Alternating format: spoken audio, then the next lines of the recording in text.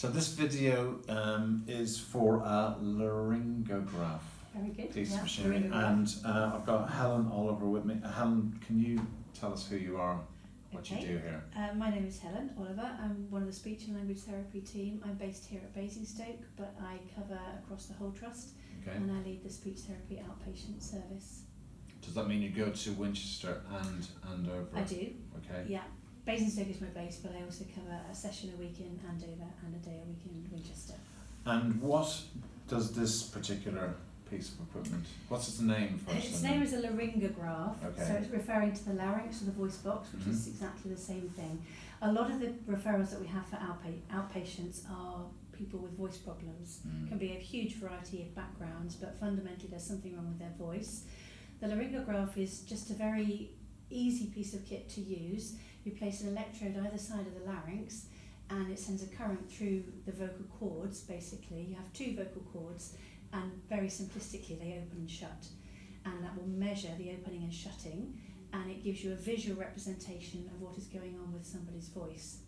So a lot of the therapy that we will do, we'll talk about how it might feel to produce your voice, what it sounds like, but people don't have a visual image, and to actually see what's going on in a graph form really helps reinforce some of the things that we're trying to get across to people. Can't imagine what that must be like to have distortion. Like I hear myself speaking, and so what kind of different cases do you come across? Oh, huge variety. A lot of the people will have it may be relating to their work, so we do see quite a fair amount of teachers, sports instructors, people who are using their voices day in, day out.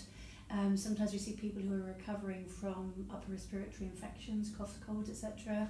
Sometimes the voice problem can be an emotional trigger. So sometimes it's literally the tip of the iceberg. You hear that somebody's got a croaky voice, but you don't know actually what's going on below the surface. And so in the course of therapy, people can tell you a lot of different things depending on what their particular triggers are for their voice problem. But actually, if you lose your voice, it has a huge impact on your psychosocial well-being. You can't interact with people. People are often off work because of their voice problems, which has an impact on their livelihood, their role in society, everything else. Impacts on their family, leads to social isolation. There's a lot of documentation on the impact of the voice problem longer term, and we need to get people back to a fit, healthy voice so that they can carry on doing what they should be doing. And the laryngograph is a really helpful way of actually enabling that therapy process. Without it, it's a little bit like you're working in the dark. We do work very closely with ENT, so we do look down and see what people's vocal cords are doing, but obviously we can't do that every time we see somebody for therapy. But a laryngograph, I can't even say it, could easily be applied for a therapy session, and that then gives somebody visual feedback. That helps reinforce the patterns that they should be striving for. That gives them more information to work on at home. And it's not the most expensive piece of equipment, so why is it not possible just to get this normally through NHS channels? We simply have a very minimal budget at the moment, and it maybe covers a small amount of books or resources that we need.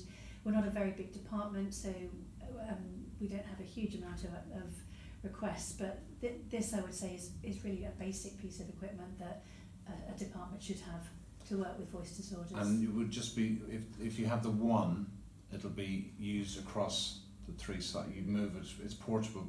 It is portable, yes. There is actually a laryngograph in Winchester already, but we haven't had one here in Basingstoke, and I've been here in Basingstoke for many years. And really, to offer a good quality voice service, we should have access to that. It hopefully will make therapy more effective.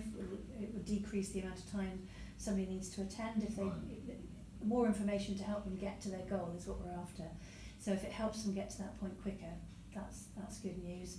It may reduce the frequency that people have to go back to ENT, because if we're not making the progress that we should, then we sometimes refer people back into ENT, whereas if we've got the laryngograph to support what we're doing, we're hopeful that we'll get better results slightly more quickly, which will be better for both us and for the patients.